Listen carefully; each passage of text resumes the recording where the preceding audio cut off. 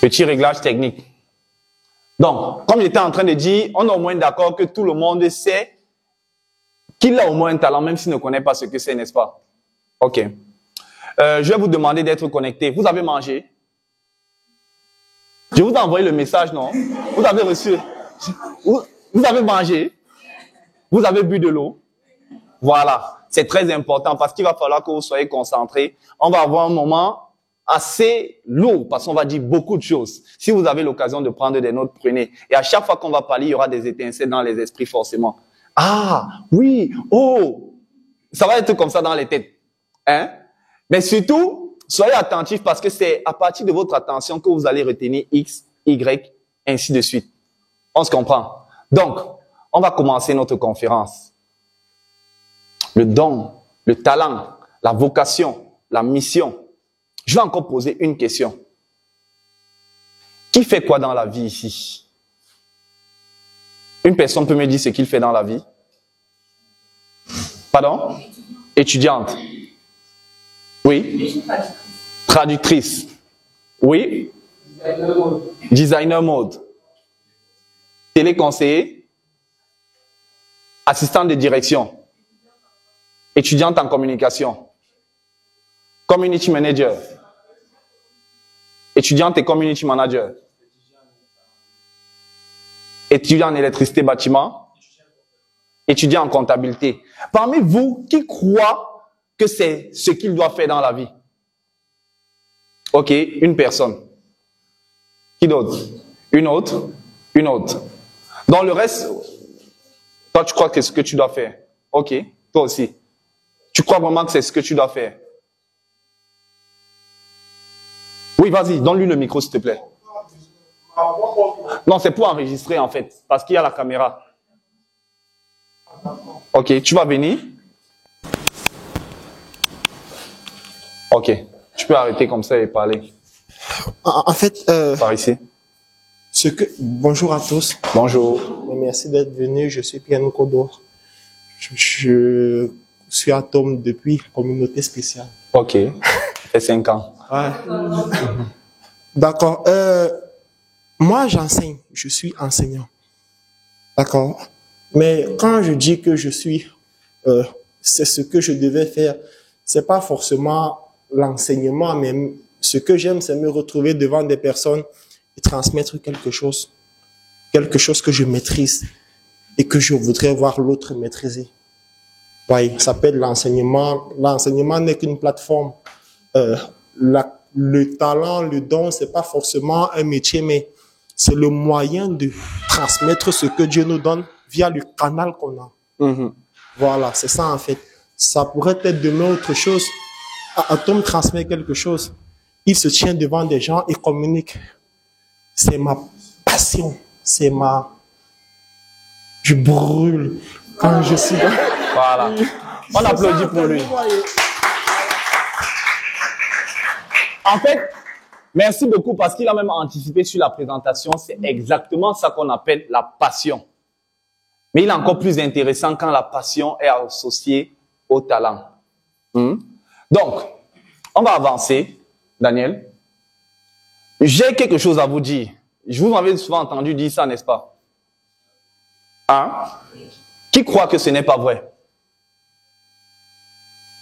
N'ayez pas peur de me contredire. Oui. Tu ne comprends pas. Ok. Oui.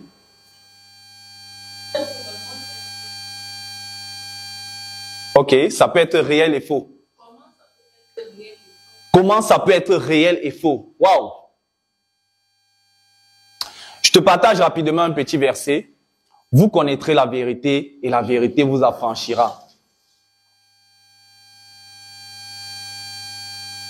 La Bible qu'on lit là, elle est vivante.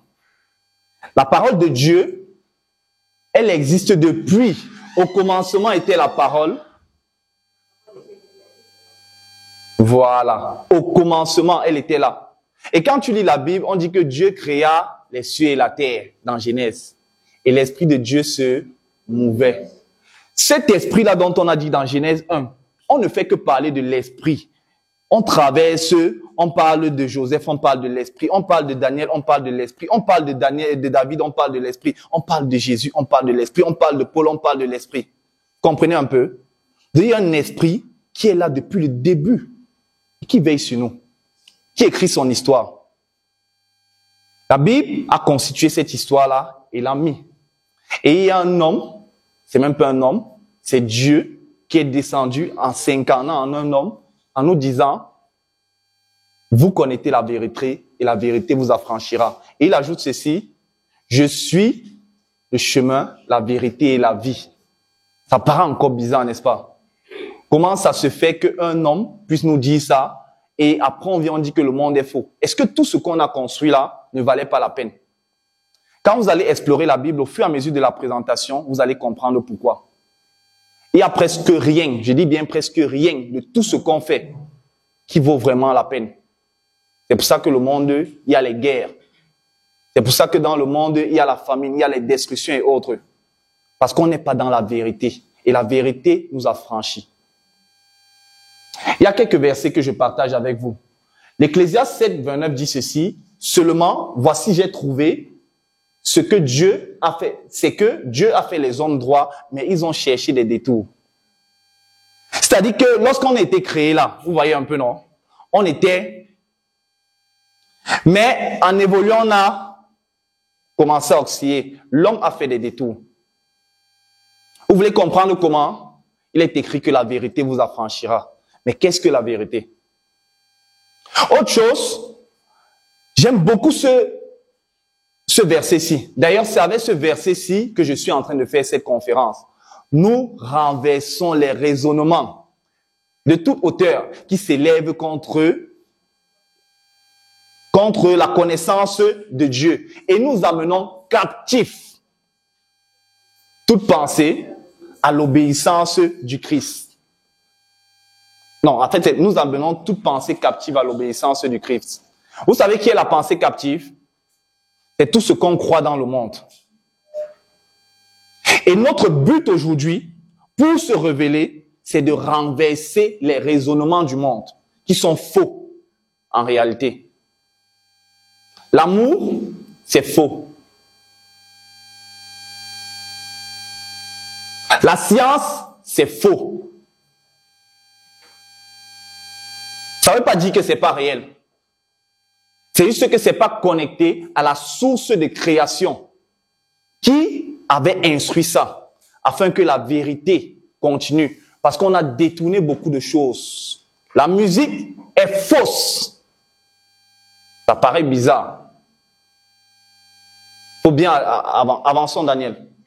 Sur l'autre, le prochain. Et vous voyez, Jésus dit aux Juifs, il dit aux Juifs qui avaient cru, si vous demeurez dans ma parole, si vous êtes vraiment mes disciples, vous connaîtrez la vérité et la vérité vous affranchira. C'est une clé. Si vous demeurez dans ma parole, si vous demeurez dans ma parole, vous connaîtrez la vérité et la vérité vous affranchira. Il n'y a aucune histoire dans ce monde-ci qui a eu plus d'impact que l'histoire de Jésus. Aucune histoire dans toutes les contrées. D'ailleurs, il a dit, allez et prêchez la bonne nouvelle aux extrémités de la terre. Ça s'est fait. Le calendrier mondial, aujourd'hui, est marqué à partir de quoi? L'histoire de Jésus. On dit avant JC, après JC. Qu'est-ce qui s'est passé dans le monde lorsque cet homme est venu? Et il leur a dit, vous voyez, il dit, si vous êtes vraiment mes disciples, vous connaîtrez la vérité et la vérité vous affranchira. Nous sommes ici parce que eux, ils ont déployé la vérité, afin qu'ils soient affranchis et nous soyons affranchis plus tard. Et vous savez combien de siècles ça fait? Ça fait plus de 2 siècles. L'autre verset en bas nous dit ceci, prenez garde que personne ne fasse de vous sa proie par la philosophie et par une vaine tromperie, s'appuyant sur les traditions des hommes, sur les rudiments du monde et non sur Christ.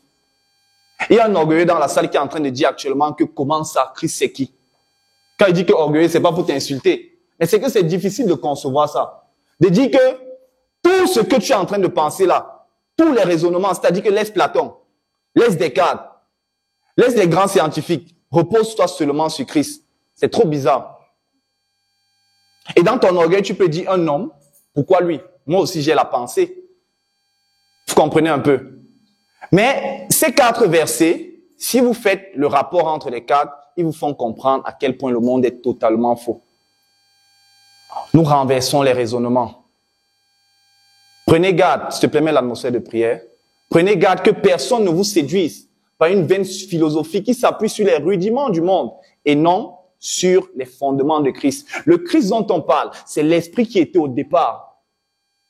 Le Christ va s'appeler parole dans le livre de Jean. Au commencement était la parole. Ça, c'est comme ça que Jean commence. La Genèse dit que l'esprit de Dieu se mouvait. Et Dieu dit, créons les cieux et la terre. Dieu se déploiera plus tard en personne physique parce que la parole est vivante. C'est ça le sens.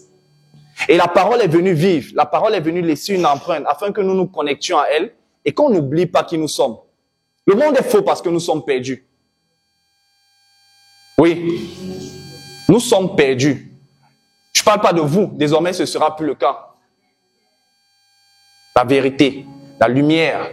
Psaume 18, verset 28. Oui, tu fais briller ma lumière. L'Éternel, mon Dieu, éclaire mes ténèbres. Qu'est-ce que les ténèbres?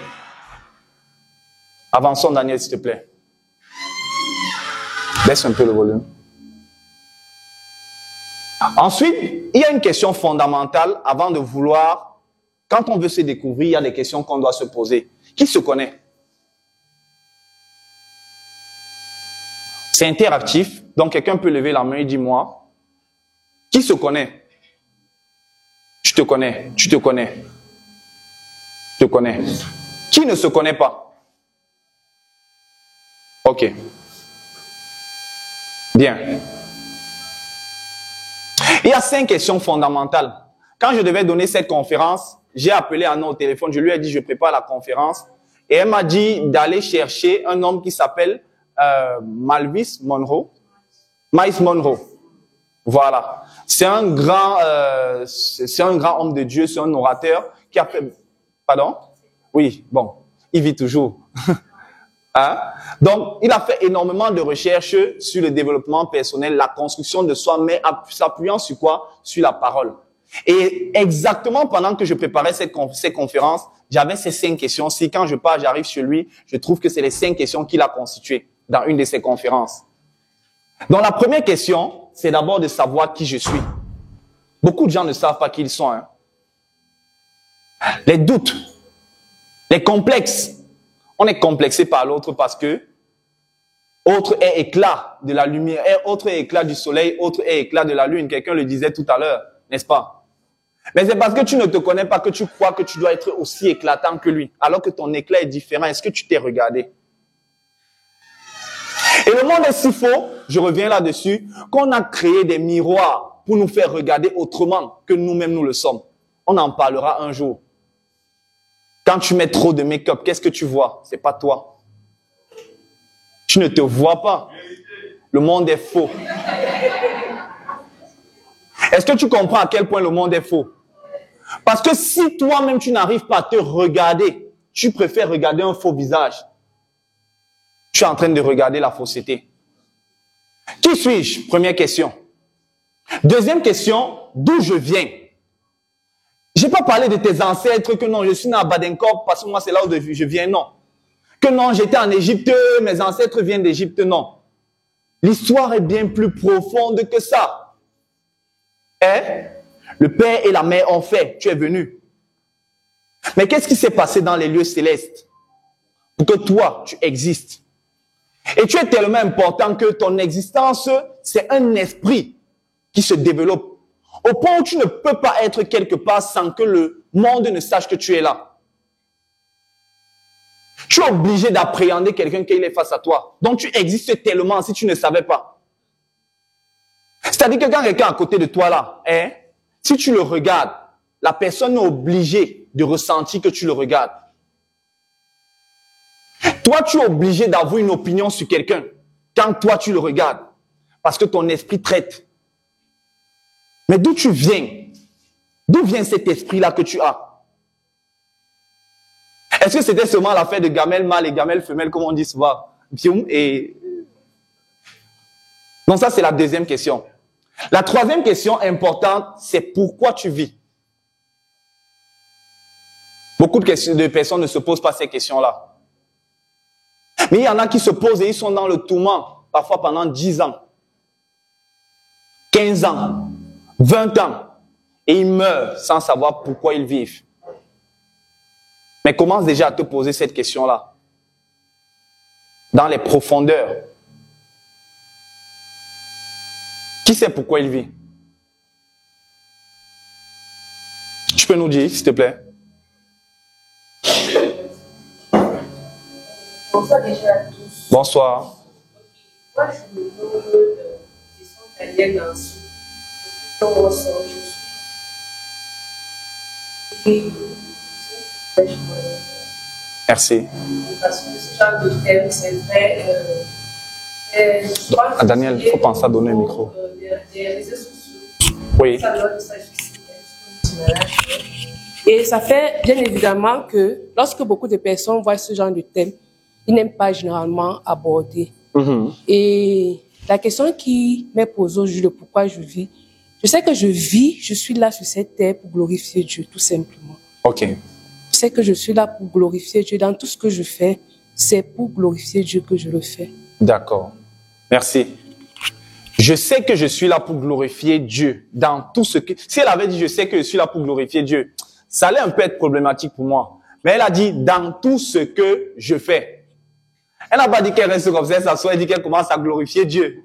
Et bon, la vie passe. Dans tout ce qu'elle fait. On va comprendre ce qu'elle fait tout à l'heure. Donc, il faut savoir pourquoi on vit.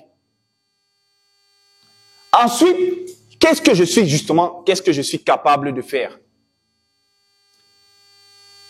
De quoi est-ce que je suis capable? Est-ce que tu connais tes limites? Est-ce que tu connais les limites de tes limites? Réfléchis un peu. Et la dernière question qu'on doit se poser parmi les 5, c'est où est-ce que je vais? Parce que quand tu vas mourir, le corps sera mort, mais l'esprit là ne va pas mourir. Où est-ce que l'esprit là est en train d'aller? Cet esprit qui regarde quelqu'un, il arrive à imaginer, à se projeter, à faire des choses. Vous comprenez de ça que la vie est spirituelle. Nous sommes esprits avant d'être tout ce que nous sommes. Ensuite, je vais compléter avec 2 versets qui vont vous aider. Parce qu'il faut à chaque fois connecter ce que vous vivez à la parole dont je vous ai parlé tout à l'heure. La parole qui est la vérité. Jérémie 1, verset 5. Avant que tu ne sois formé dans le ventre de ta mère, je te connaissais.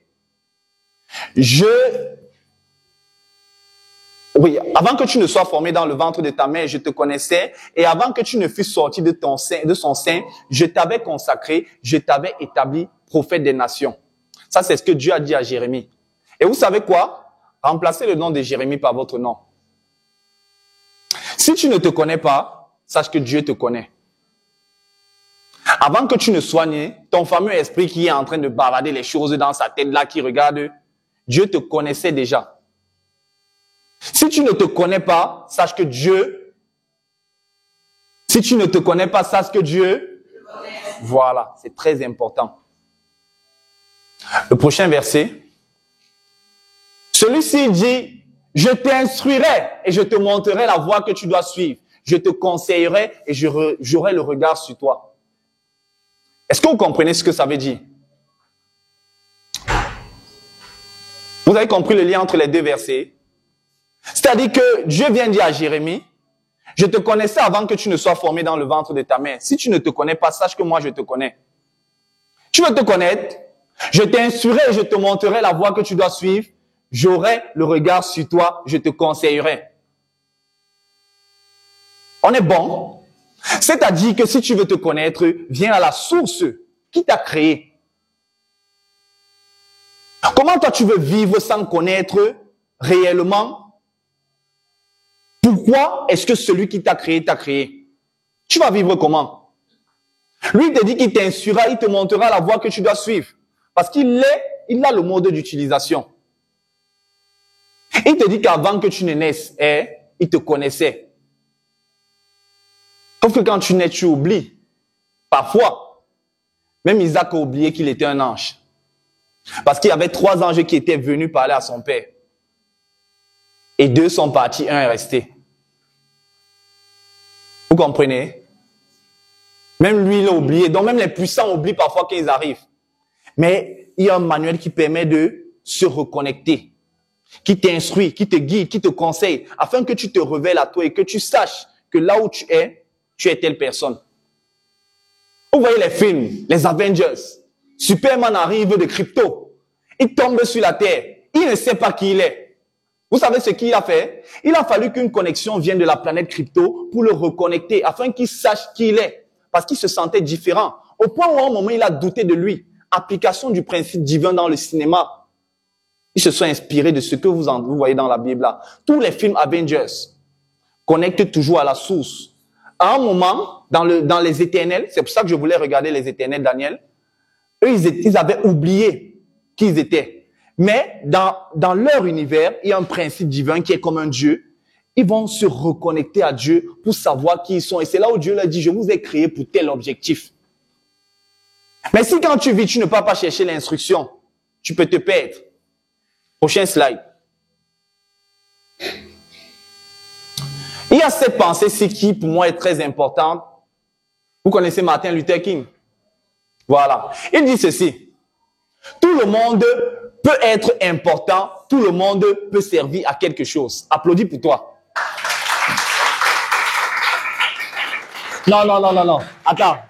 Ça, sincèrement, je veux que vous applaudissiez avec conviction.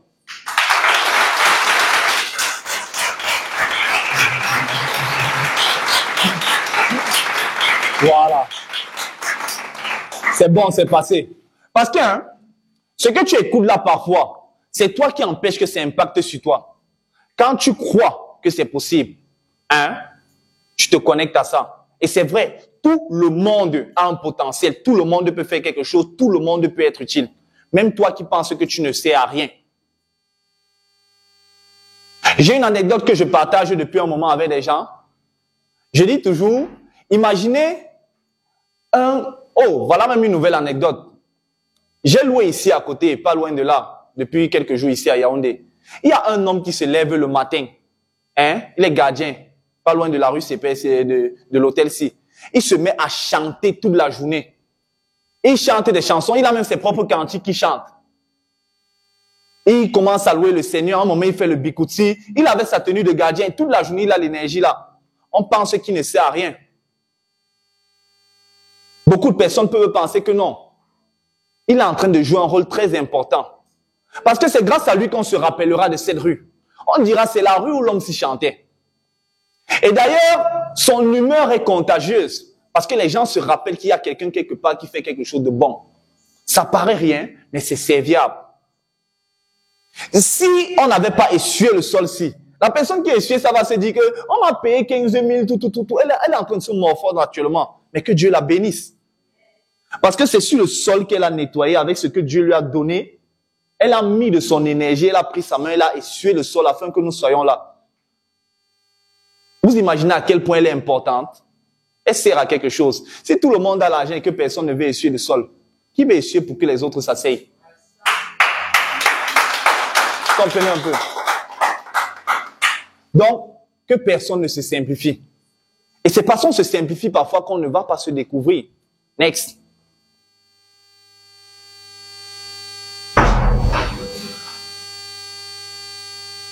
On va un peu entrer maintenant dans la science. Le matin, j'ai posté qu'on va aller dans beaucoup de secteurs, n'est-ce pas? On va entrer dans la connaissance. On va explorer. Vous savez, on est intelligent. Mais, comme Daniel aime souvent dire, il faut être humble. Il faut reconnaître parfois quand quelqu'un est plus intelligent que toi. Pas que tu n'es pas important, mais il faut reconnaître que Dieu peut avoir mis un dépôt plus important en intelligence chez quelqu'un que toi. Ça ne veut pas dire que tu ne sais à rien. Et la plupart des choses que nous utilisons dans le monde, la céramique, le moteur, le projecteur, le baffle et autres, ce sont des hommes qui les ont créés. Ce sont des hommes qui les ont inventés. Et ces hommes-là, parfois, ont exploré des niveaux de connaissances encore plus élevés que les nôtres. Ils ont une pensée pour nous expliquer chacun d'où vient la connaissance selon eux. J'ai répertorié quelques. Vous connaissez Nikola Tesla, le grand inventeur. Vous savez ce qu'il a dit? Mon cerveau n'est qu'un récepteur. Dans l'univers, il y a un cœur duquel on obtient la connaissance. La force et l'inspiration, la connaissance, la force et l'inspiration. Je n'ai pas pénétré dans les secrets de ce cœur.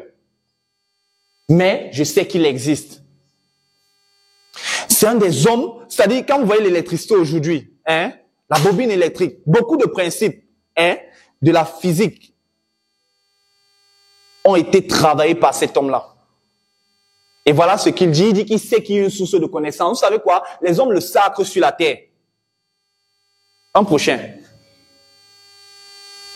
Il y a Albert Einstein qu'on considère comme le plus grand génie de tous les temps. D'ailleurs, on a conservé son cerveau pour souvent poser des questions à son cerveau. Les hommes sont bêtes. Hein? Donc, ils sont en train d'essayer depuis des années de continuer à explorer l'intelligence qu'il y avait en lui. Mais ils ne savent pas que ça vient de l'esprit. Quiconque est sérieusement impliqué dans la science devient convaincu qu'un esprit se manifeste dans les lois de l'univers, un esprit infiniment supérieur à celui de l'homme et devant lequel nous, avec nos pauvres pouvoirs, devons nous sentir humbles. C'est Albert Einstein qui a dit ça. Le prochain. Il y a Confucius, qui lui existait même avant Jésus-Christ. Dans les contrées asiatiques, c'est un des hommes les plus respectés. Son histoire a été écrite et après des millénaires, elle continue d'impacter. Confucius va nous dire ceci. Ceux dont la connaissance est innée sont des hommes tout à fait supérieurs. Puis viennent ceux qui acquièrent cette connaissance par l'étude. Puis ceux qui étudient, poussés par des épreuves. Enfin, ceux-mêmes qui sont dans la détresse et n'étudient pas, c'est le peuple. Il est en train de nous proposer ici 4 niveaux de connaissance. Il dit qu'il y a les gens qui naissent avec la connaissance, la innée. Moi, c'est ce qui m'intéresse le plus. C'est-à-dire qu'il y a des gens qui n'ont pas fait l'effort. Tu les vois hyper méga intelligents. Ils sont nés avec. Il y a d'autres qui vont apprendre. Ils vont étudier ça. Et il y a d'autres qui vont être comme ça. Il dit que eux, c'est le peuple. Que les Mbouchoukou, c'est vous. Bon, pas vous. Quand il dit vous, ne pensez pas que c'est vous. Hein. Je parle des autres. Parce que désormais, hein, Anna a dit qu'on est les distingués, non? Voilà.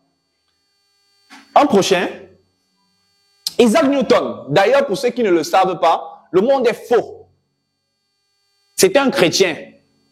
Mais la fausseté qu'on a racontée dans l'histoire, c'est de juste nous dire qu'il était un inventeur. Pourtant, Isaac Newton, c'est quelqu'un qui, dans ses recherches, travaillait avec la Bible à côté. D'ailleurs, on le persécutait par rapport à ça. Il reconnaissait Dieu. Totalement. Et vous savez quoi? Il a fait, c'est-à-dire, il a dévoilé l'un des plus grands secrets du monde. La loi de la gravité. Toute chose tombe. La terre attire. Il a fait des examens, des recherches et il nous a prouvé cela. Et lui, il vous dit que ces choses-là, il les a reçues en esprit par Dieu. Il est difficile de chasser Dieu tout à fait. Toujours, il revient humblement, déguisé sous un nom ou sous un autre. Est-ce que l'assistante de Germaine est là? Écoutez, hein? Il est difficile de chasser Dieu tout à fait. Toujours, il revient humblement. L'humble, c'est celui qui te sert. C'est celui qui te suit. C'est celui qui insiste. Déguisé sous un nom ou sous un autre, Dieu te parlera. Il te parlera même à travers la mouche. Toi, tu vas vouloir taper la mouche là pour la tuer. Et sous le nom que nous avons choisi. Parfois. Il se fait aimer sans qu'on le sache. Ce que nous savons est une goutte. Ce que nous ignorons est l'océan. L'incomparable disposition et harmonie de l'univers, tout cela n'a pu se faire que selon les plans d'un être éternel doué de sagesse et de puissance. Applaudissez.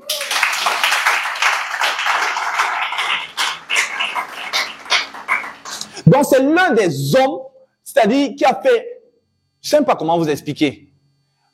Tous les travaux que vous voyez aujourd'hui dans le monde sont les conséquences de ces travaux.